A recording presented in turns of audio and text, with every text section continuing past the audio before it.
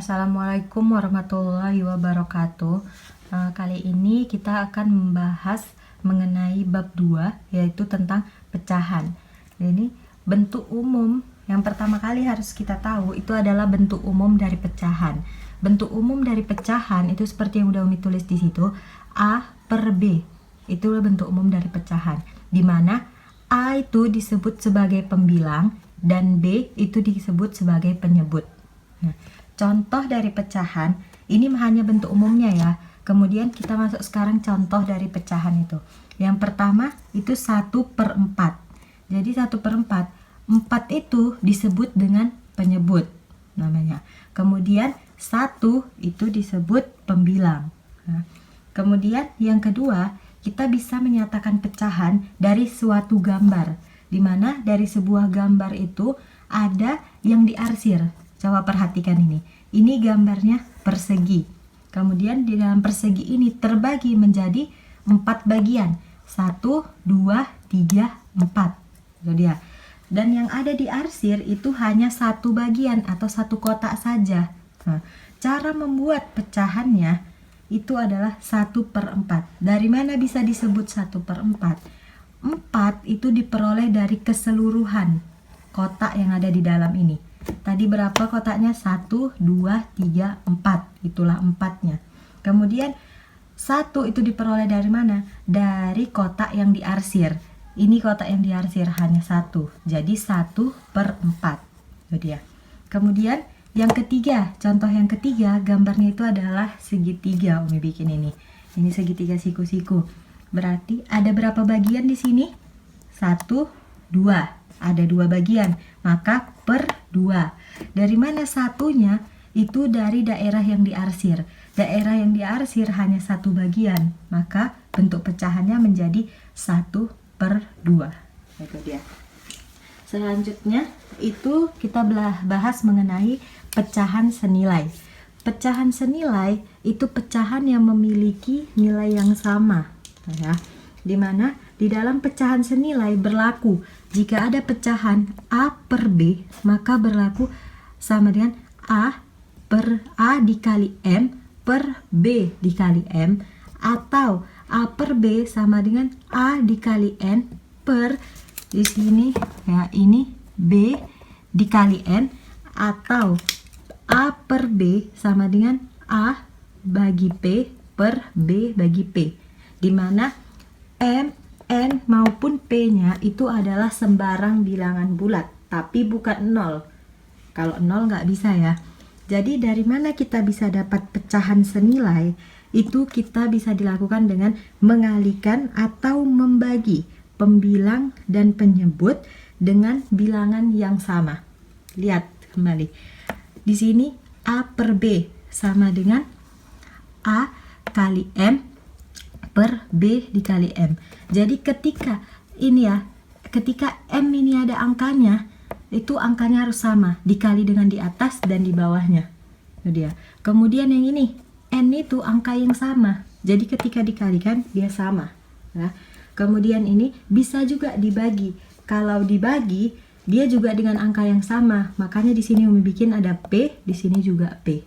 Nah, untuk lebih jelasnya, coba perhatikan buku kalian di halaman 49. Oh, ini contohnya. Contohnya yang pertama, tulislah 3 pecahan yang senilai dengan 1/2. Dari mana bisa didapat? Lihat, pecahan yang senilai dengan 1/2 itu bisa diperoleh dengan cara mengalihkan suatu angka yang sama dengan pembilang dan penyebutnya. Di sini yang pertama kali dikalikannya itu adalah 2 dengan 2. Nah, sehingga diperoleh 1 kali 2 hasilnya 2 dan 2 kali 2 hasilnya 4. Nah, selanjutnya ini yang pertama ya, hasilnya udah dapat. Ini yang kedua. Yang keduanya dia buat lagi untuk dapat pecahan senilai. 1/2 sama dengan, sekali ini dia mengalihkannya dengan angka 4. Yang di atas atau pembilang dikalikan dengan 4, penyebut juga dikalikan dengan 4. Nah, sama-sama dikali. Dapat hasilnya 4/8. Itu dia. Selanjutnya, 1/2 dapat lagi. Ini yang ketiga, dia mengalihkan dengan di 3. Kalau tadi dia kalikan dengan 2, kemudian kan dia kalikan dengan 4, selanjutnya dia kalikan dengan 3. Intinya, di saat kalian mencari pecahan yang senilai, kalian mengalihkan pembilang dan penyebut dengan angka yang sama.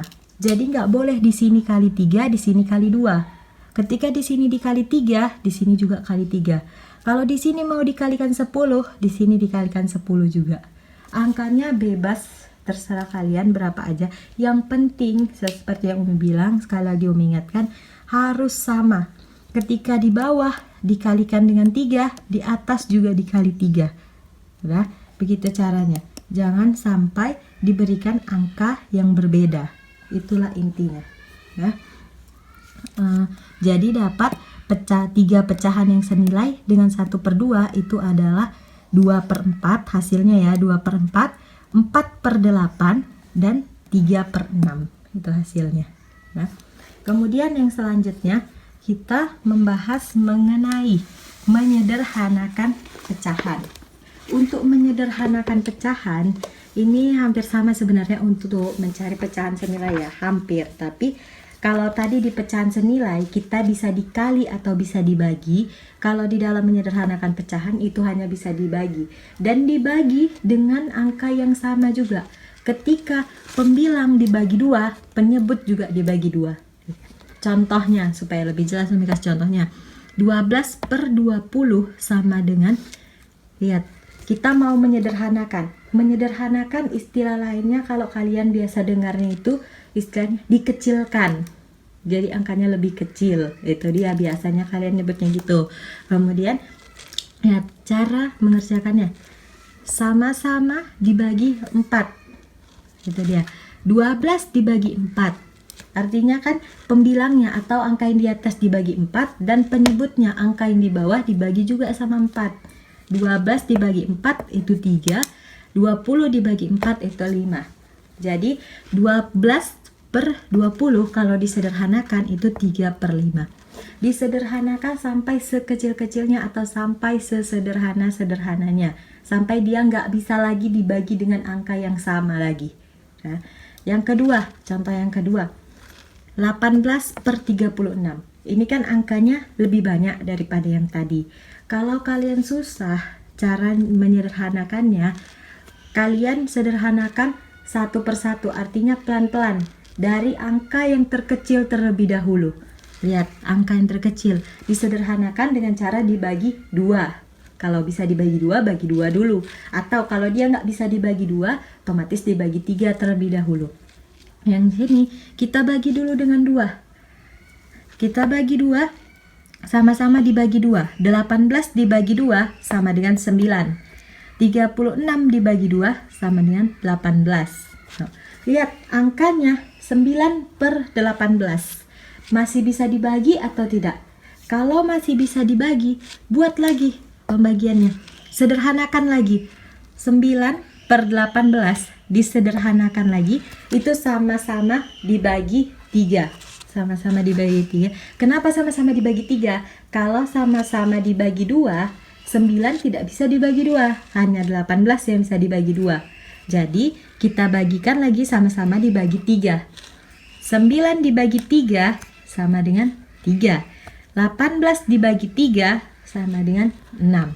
Nah, udah dapat kita hasilnya 3/6. Sekarang pikirkan lagi, apakah 3/6 masih bisa disederhanakan lagi atau enggak? Kalau masih bisa, buat kembali seperti yang tadi. 3/6 sama dengan sama-sama dibagi berapa lagi yang bisa? Sama-sama dibagi 3. Artinya 3 bagi 3 per 6 bagi 3 sama dengan 3 bagi 3 1, 6 bagi 3 sama dengan 2. Jadi hasilnya itu adalah 1/2. Itu hasil tersederhananya. Jadi cara mencarinya sampai sesederhana mungkin. Ketika dia udah jadi 1/2, udah nggak bisa lagi dibagikan dengan angka yang lain kan. Kalau dibagikan nanti hasilnya koma. Jadi tidak usah, sampai di sini aja. Pokoknya sampai sederhana mungkin, atau bahasanya sampai sekecil mungkin bilangan itu. Nah, kalau sampai sini aja yang bisa Umi jelaskan. Kalau ada yang nggak paham atau ada yang nggak ngerti, boleh ditanyakan melalui chat WA atau juga boleh kirim komentar kalian dari materi kita dari kelas.